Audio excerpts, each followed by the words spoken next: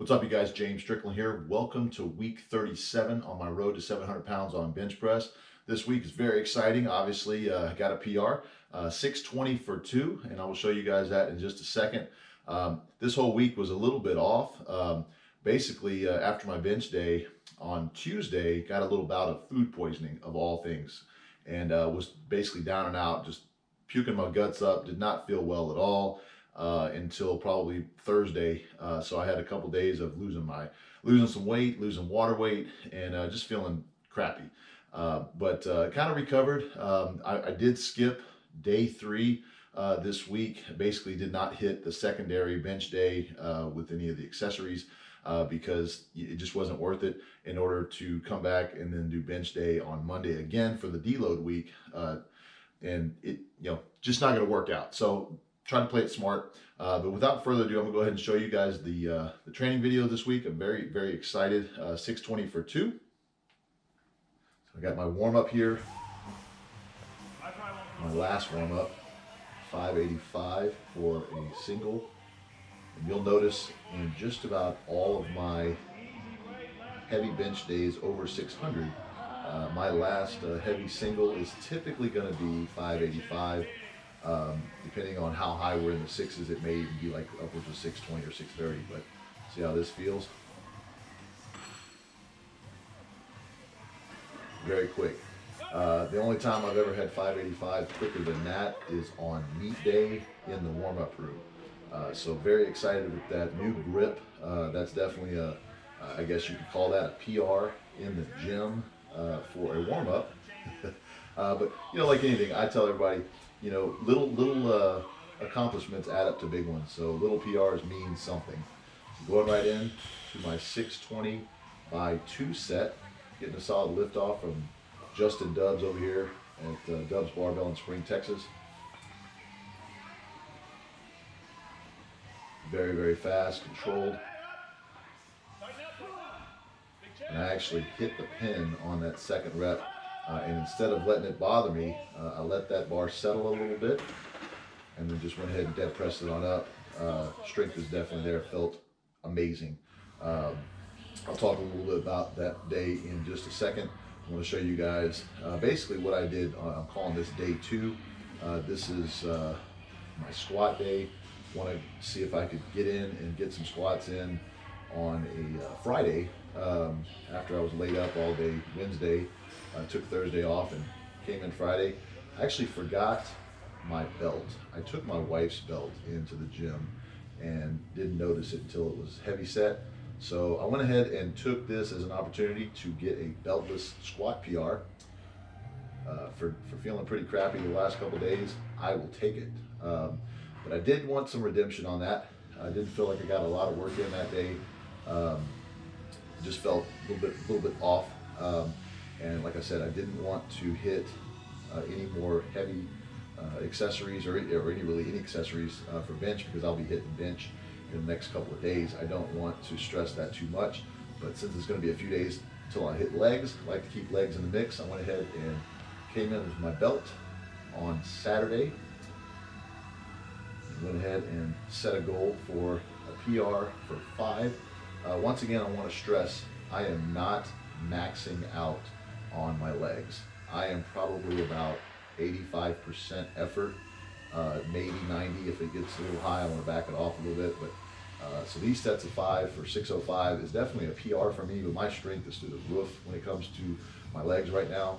I am not even scratching the surface of what can happen here in the next few months when I start to ramp up legs. So I want to stress that I am in a bench only cycle. I am definitely focused on bench, and I am focused on recovery, 100% recovery for bench. So I don't want anybody to take away any of these squat days and deadlift days as super heavy and that I'm not getting enough rest. I definitely am stressing proper CNS recovery and getting plenty of rest and recovery so that I'm 100% on my bench days. This set took a little longer than probably a normal set of 5, just because I was a little weaker and I wanted to make sure I was tight on every single rep. A little bit out of breath, just being a little bit heavier than I would like to be, getting used to the heavy weights. But right after that, considering this is would be my deadlift day, worked up to, this is also a PR for 5. This is 675 pounds. This is something I have, honestly, 675 for 1 was a big mental block for a long time. And my meet PR obviously is 771 right now. I feel really, really good about when I do ramp these up, that I'll be in the 700s for a set of 5, without a doubt. But taking these nice and slow, staying really tight. Like I said, I'm using straps here so that I'm not doing an over-under grip, because that is my natural grip for deadlifts. Don't want to risk anything with biceps, but keeping heavy deadlifts and heavy squats in the mix, this is a side view here, is definitely going to keep the back super strong, the core super strong, which is a very integral part of my bench. So yes, I've definitely done bench only cycles before where I literally didn't do any bench, or I'm sorry, any squat and deadlift, and I didn't see near the results that I am seeing the last couple of cycles, keeping at least a maintenance mode of squat and deadlifts. Now, I know a lot of you guys may look at this weight and think that that's just crazy that I have a maintenance mode, but we all come from somewhere. I remember when my max on deadlifts was 455. So it's definitely humbling to see myself doing weights like that. Stress, every time that I get into the gym, that I'm definitely wanting to better myself from the last time I was in the gym, and that's what I urge anybody out there to do. I don't care if you're at 135 or if you're at 35 or 735. It doesn't matter. Go in and constantly try to better yourself. But before I go into the Q&As for this week, I want to just kind of touch on my bench day and kind of how that went. The 620 for 2 felt amazing. My best in the gym is 630 for 2, and that was definitely with a more narrow grip than I'm using now. I am 23.5 inches, in case you're wanting to kind of follow along. I used to be 19 inches with my grip. Now I'm 23 inches. So it's giving me a little bit more leverage to work with. As I've stated before in a couple of other recap videos, the wider grip has taken some time to get used to. We will be really putting it to the test the following week after the deload. Next week will be a deload, week 38, and then week 39, probably going to be looking at about 650 for 1. That's really going to put the new grip to the test, and I think we'll see some really big numbers happening from then on out if we can stay healthy. But wanted to touch on kind of a new strategy that has come up in my lifting. And there's different ways to get ready for a lift, and everybody's different.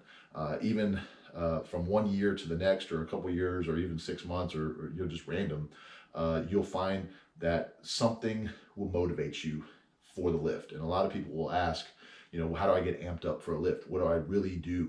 And honestly, it starts several days before. It literally starts like a week, 2 weeks before. I'm already thinking about 2 weeks from now doing the 650 for 1. That's just how I think. So I start preparing. I want to make sure that I'm healthy, that I'm getting good recovery, that any kind of weaknesses or any type of sticking points or anything that I think would hinder that particular PR on that particular day, I want to focus on now, and that way I can get stronger between now and then. So I work on the little things. My biggest thing, as I've always stressed, is recovery. You definitely want to get rest and recovery. Sleep is your #1 fan. You want to eat, definitely eat and get the calories in. And you don't want to just sit there and max out all the time, because you're not going to reach your goals the way you need to. You might do them short term, but you're definitely going to hit a plateau, and you're not going to reach long-term goals by maxing out. But what I've noticed that I've been able to do lately is I've always been a real calm lifter for the most part. Sometimes you'll see me kind of get a little bit riled up, maybe a little scream or something before the lift. But I found that recently, in leading into the last meet, I was getting in my head a little bit too much. I was thinking too much. I was thinking about the lift. I was thinking about failing. I was thinking about succeeding. I was thinking about what's the next week going to be versus living in the moment.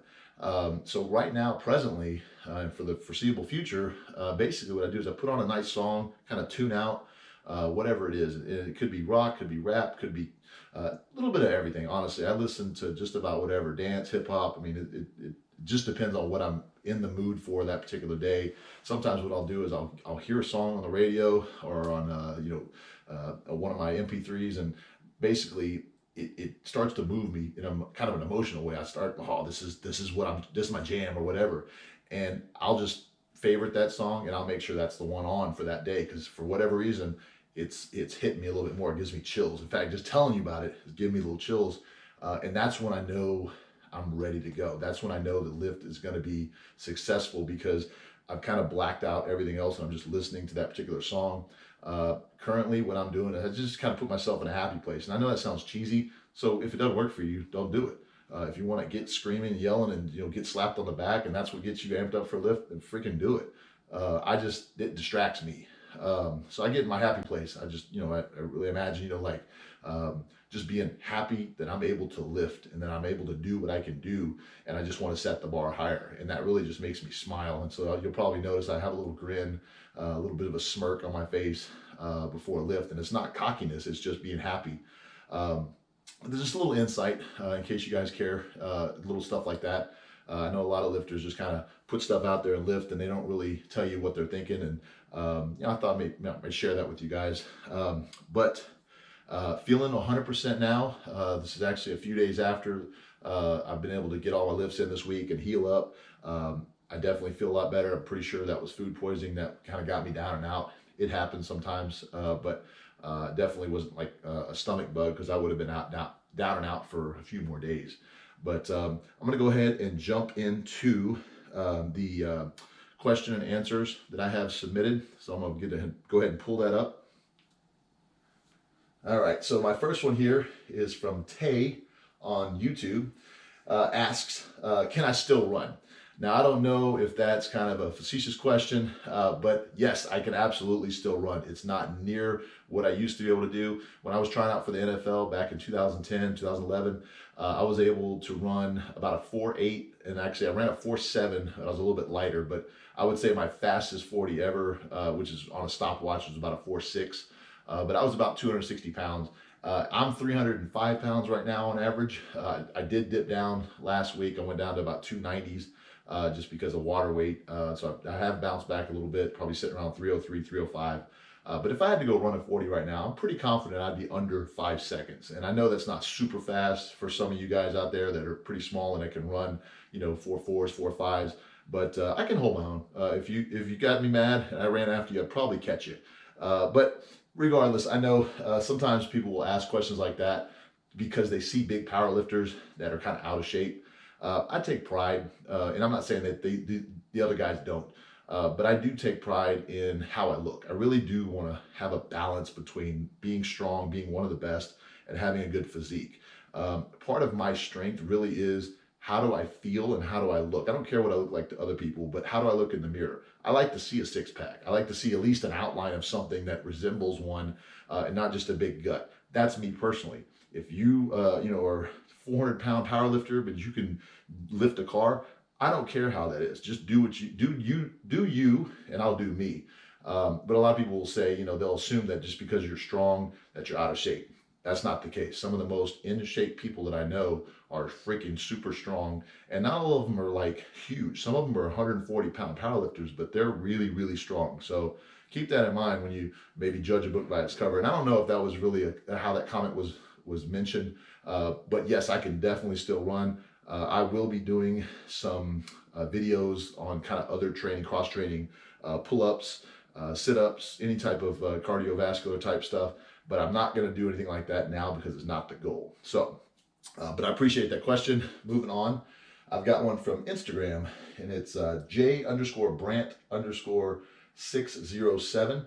And he asks, have you ever dealt with elbow or shoulder pain, and how did you get around it? I have absolutely dealt with both. More than likely, the shoulder pain is because of something in the rotator. It's just a real a tricky joint to deal with. I'm no doctor, but I can tell you that what has happened in my own training is, if my shoulders are messing with me, I will back it off. And if you go back to some of my recaps from last year, about 2018 or so, you'll see a couple of weeks where, and actually go further back, I actually had a whole about a month and a half period where I did dumbbells, heavy dumbbells with the 200s, at gyms around Houston because I couldn't do barbell bench because it was messing with my shoulder. So with that said, keep that in mind.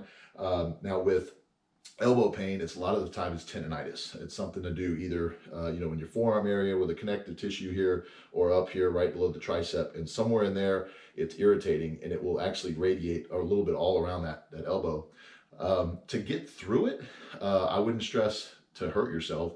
But if you're like near a competition or you just can't back off, because I would definitely urge you to back off if you have shoulder or any type of pain, really anywhere, you want to back off. It's your body's way of telling you to stop.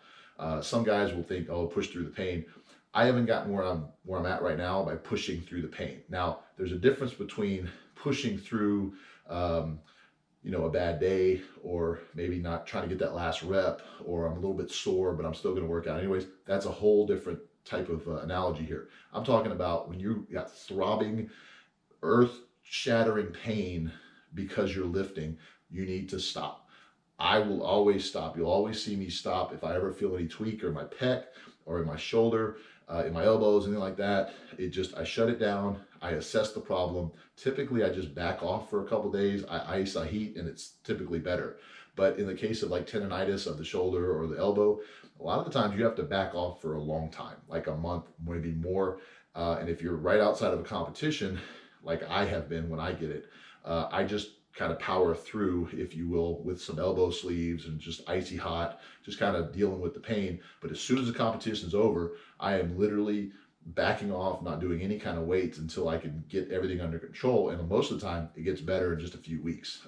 So that's how I've dealt with it. If it's something more serious than that and you can't deal with it on your own, go to a doctor. I know it's not cheap, but they're the professionals. They will help you out. Sometimes you need an MRI. You just got to deal with that kind of thing. Don't deal with stuff on your own, especially if it's something that's been nagging you for years. You probably want to get that taken a look at from a professional, not some bro science guy. All right, so next question.